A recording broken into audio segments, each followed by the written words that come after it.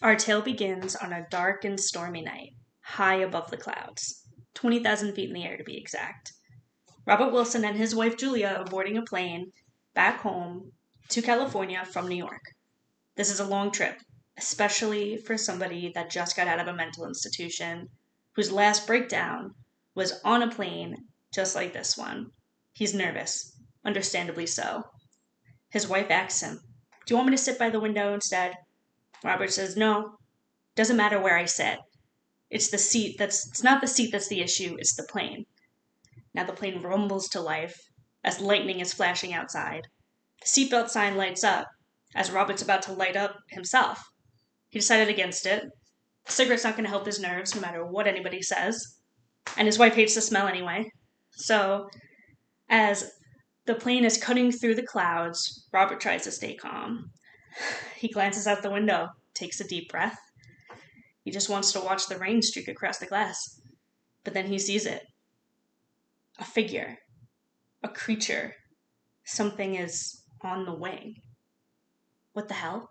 he says to himself. At first he thinks it's a trick of the light. There's no way he is seeing something on the wing of an airplane. But no, it's real.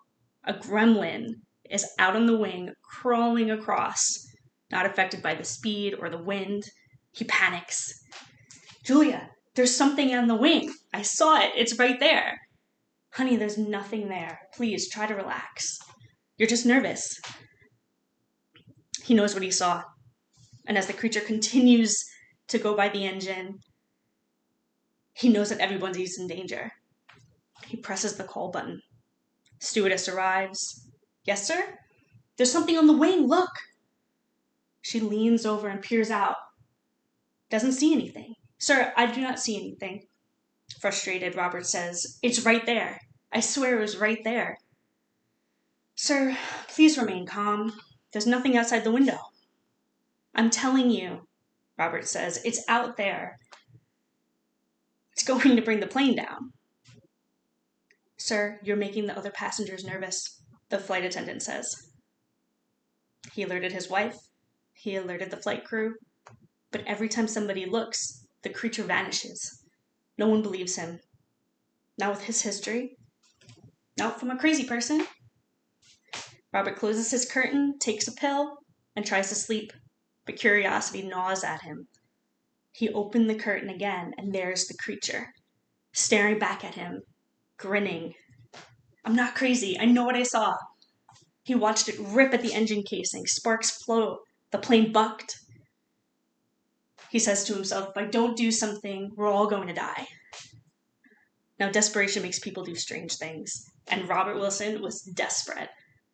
He scanned the cabin, and across was a sleeping police officer, his gun holstered at his hip. Robert hesitated, but then he got up and reached for the weapon.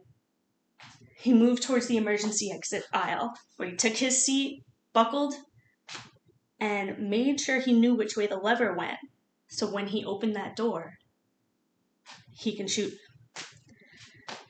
So that's it. He takes a breath, buckles, makes sure he sees the creature, and opens the emergency exit door on this flying airplane, 20,000 feet in the air.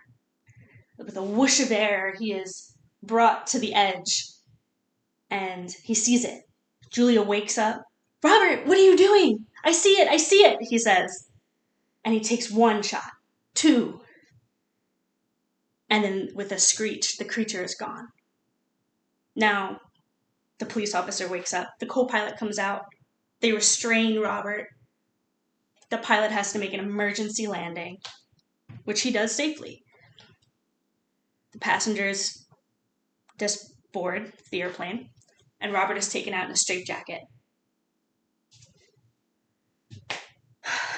Julia by his side, exhausted, having to go through this again, looks at the wing.